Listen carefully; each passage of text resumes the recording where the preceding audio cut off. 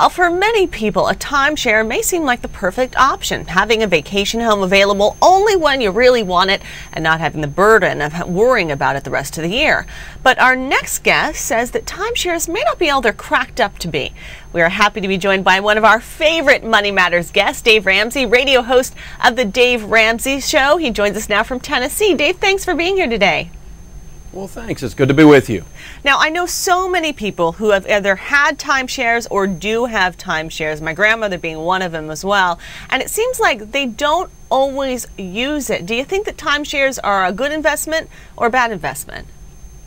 I think they're a crummy investment, and I recommend to my listeners never to buy a timeshare.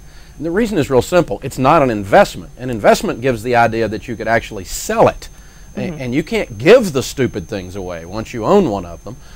They're absolutely horrible. All you're doing is prepaying your hotel bill for the next 20 years right now in advance. And those of us that know anything about money know you'd be better off to put that money in an investment, and the investment would produce enough to pay your hotel bill. Yeah, and it certainly does lock you in, as my grandmother found out. Now, is this true for everyone, do you think, or do you think that some people may love a timeshare and that might be the way to go for them?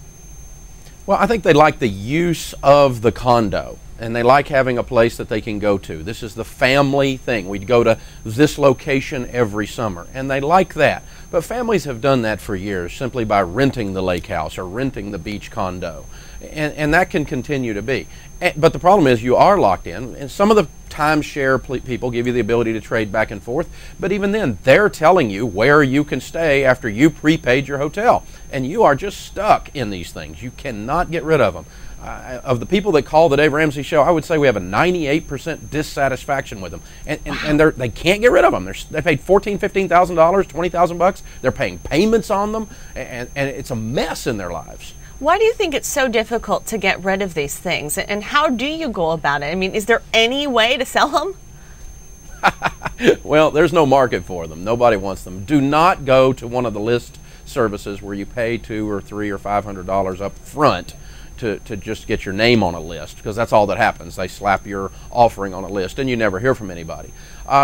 Basically, we found a couple of things that work sometimes. I can't give you a lot of hope, but one is you can donate your timeshare to a charity, and the IRS says you can get a $5,000 tax write-off for doing that, and you may not be able to get anywhere near $2,000 or $3,000 for your timeshare, and it'd save you that on your taxes to donate it. So donating it is one possibility. The other possibility is we've had some luck going back to the company that is selling the timeshares, offering that sales manager who is told not to sell used units, but offering him to sell it we'll sell our unit at half and we'll pay you double commission, and basically in a sense bribing them into moving your used unit, and sometimes you're able to get them to do that.